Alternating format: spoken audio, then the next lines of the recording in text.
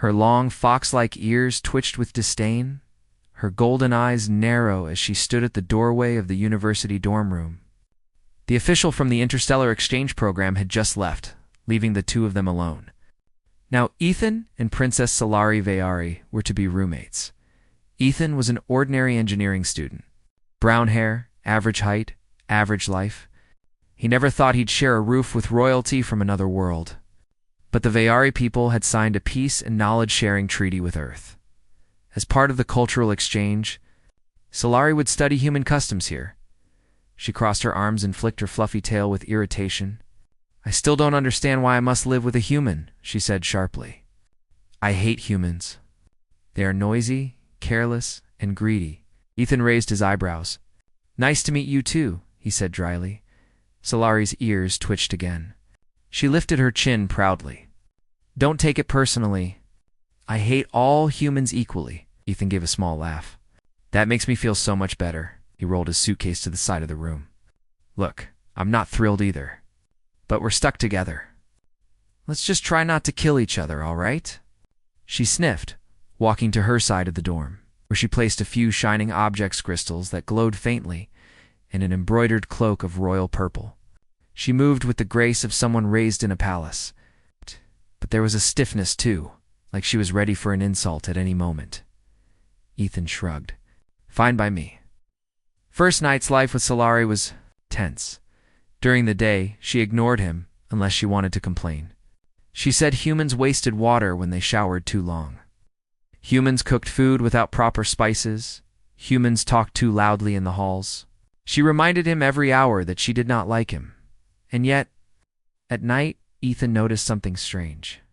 The first night, he had gone to sleep in his small room with the door slightly open for air. Around midnight, he woke up to a faint rustling sound.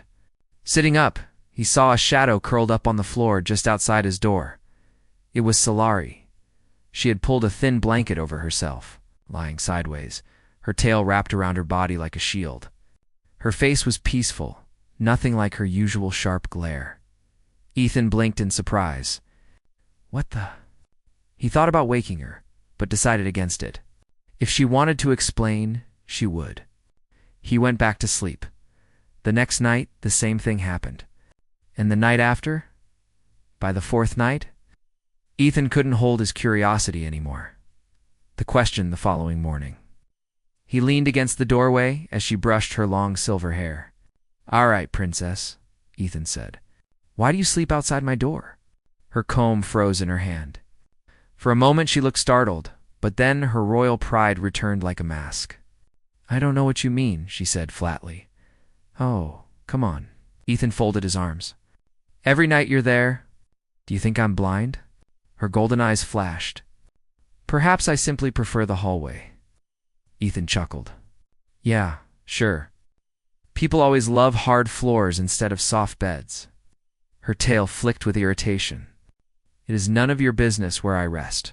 "Maybe not," Ethan said calmly. "But it looks like you don't trust me. Or maybe you do, and that's why you stay close." For a second, her expression softened. But then she quickly turned away. "You talk too much," Ethan sighed. "Fine. Keep your secrets.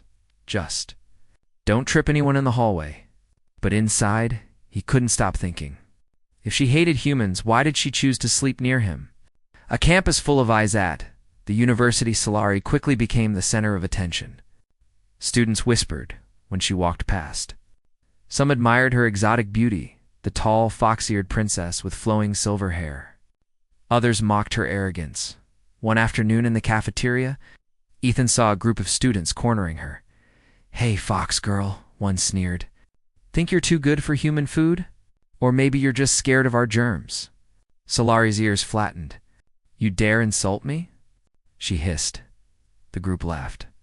"Wow, she really thinks she's special. Go back to your planet."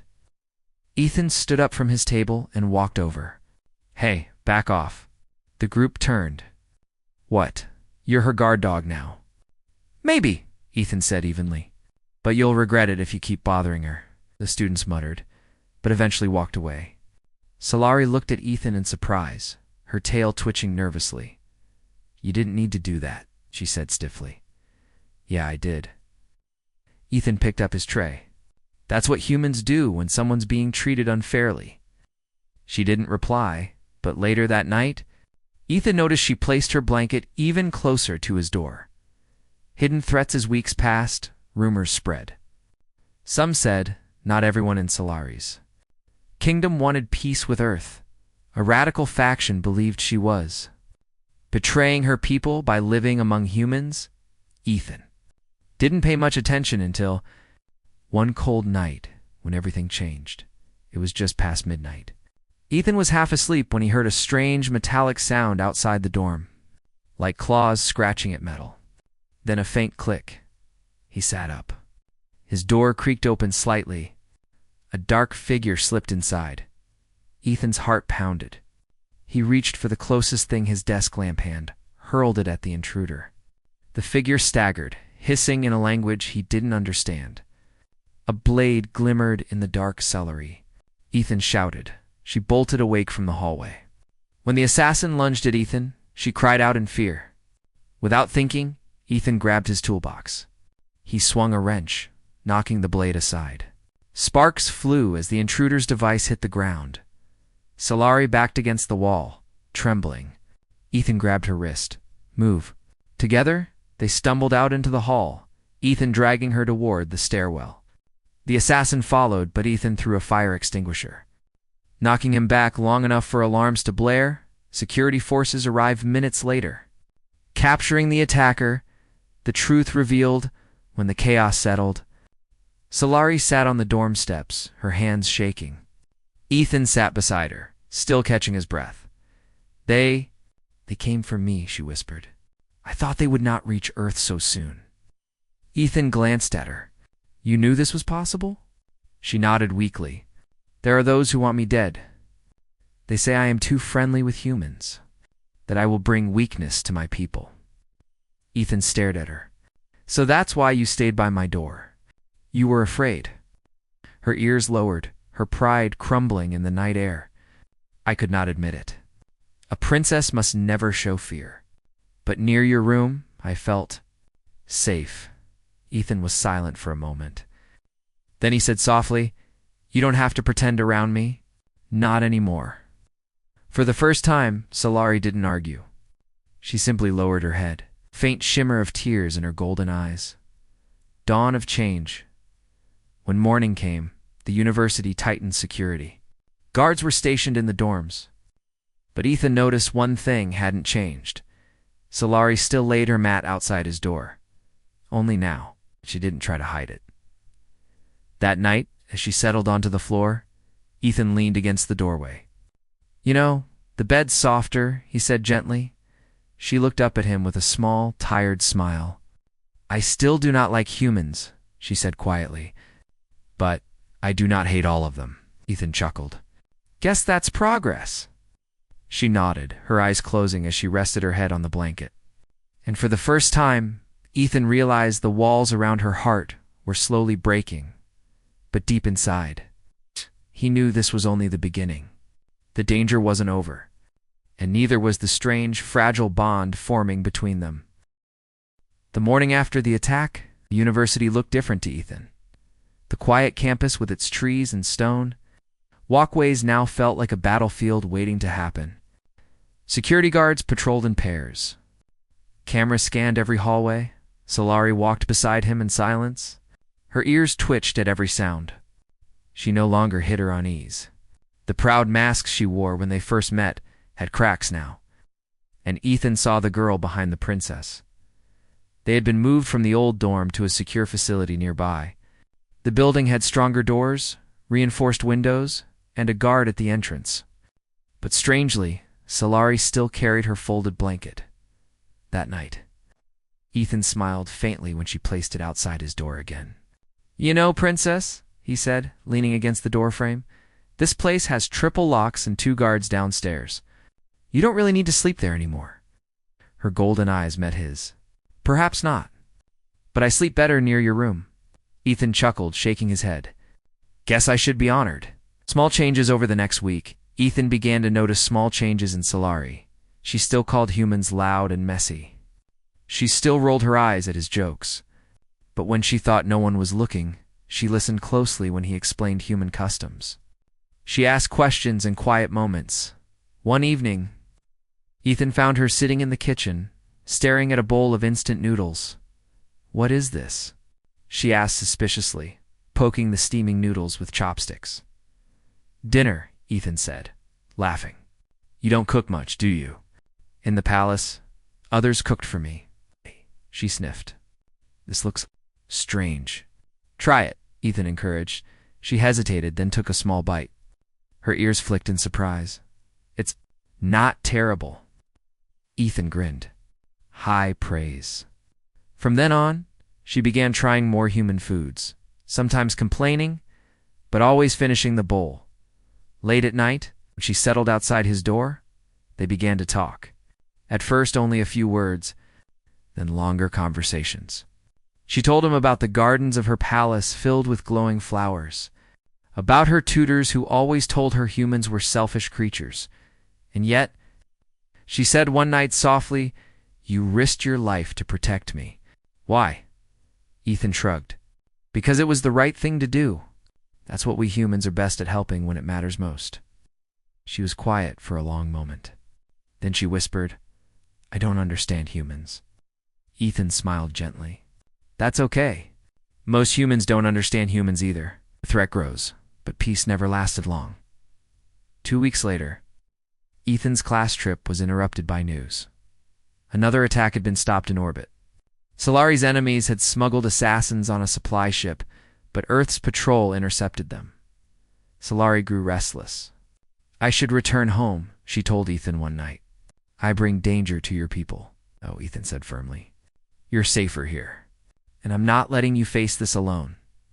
Her ears lowered slightly. "You care too much? Maybe. But that's who I am." She didn't argue further. A test of ingenuity, the danger became real again one rainy evening. Ethan and Solari had just returned from class when the lights flickered. Then the air vents began blowing smoke. Solari gasped, covering her mouth. "Poison." Ethan grabbed her hand. "Stay low." Crawling to his toolbox, he ripped open the vent cover. His eyes scanned the wiring. Someone had hacked the life support system. "Can you fix it?" Solari coughed. Ethan's mind raced. He grabbed wires, a portable battery, and tape. "I think so. Just need." 1 second sparks flew as he connected the battery to reroute the fan system. With a groan, the vents reversed, sucking the smoke out. Solari watched in astonishment. "You improvised all of that?" Ethan wiped sweat from his forehead. "Yeah. Humans are good at fixing things when everything's falling apart." Her golden eyes softened. "Perhaps that is why you survive so much." For the first time, she smiled at him, a real smile, small but sincere. Ethan felt something warm stir in his chest. Why she slept by the door that night. She didn't settle silently outside his door. Instead, she lingered, looking uneasy. "Ethan," she said quietly, "may I tell you something?" He leaned against the wall. "Of course. When I was a child, I never felt safe. In the palace, enemies whispered in the halls. I was watched by eyes that wanted me gone. Even in my own room, I feared shadows." But her voice trembled. "When I came here, I thought humans were worse. But near your room, I feel safe. That is why I sleep there." Ethan's chest tightened. He wanted to say something comforting, but all he managed was a soft, "Thank you for telling me." She lowered her gaze. "Do not think I trust Isley, but I trust you." For a long time, neither spoke. The hallway light cast soft shadows, and the silence between them felt heavy but gentle. The ceremony a month later. Solari was invited to speak at a diplomatic ceremony on Earth. She was nervous, though she tried to hide it. Ethan accompanied her as her escort. The hall glittered with lights and flags. Human officials sat alongside alien ambassadors. Cameras flashed as Solari stepped onto the stage. She spoke clearly, her royal voice filling the room. "I once believed humans were reckless and selfish, but I have lived among them. I have seen courage. I have seen kindness. and I believe we can walk together into a new future." The audience applauded. Ethan smiled proudly from the side, but suddenly the lights dimmed. Smoke burst from the vents. Figures in dark armor stormed the stage. "Say, la," I gasped. "Assassins." Ethan rushed forward, grabbing her hand. The attackers fired strange weapons, but Ethan ducked behind a podium, pulling her with him. "Stay down," he shouted. He scanned the stage. Nearby were drones used for broadcasting. Grabbing a controller, Ethan reprogrammed them on the spot. The drones shot into the air, blinding the attackers with flashing lights. Solari stared in shock. "You are controlling them?" "Improvising," Ethan yelled, throwing a chair to block an attacker. "It's what humans do best." With drones buzzing and alarms ringing, security forces swarmed in. The assassins were overwhelmed and captured. After the battle and the chaos afterward, Ethan noticed a burning pain in his side. One of the attackers had cut him. He stumbled, collapsing to the floor. "Ethan," Solari cried, kneeling beside him. Her hands trembled as she pressed against the wound.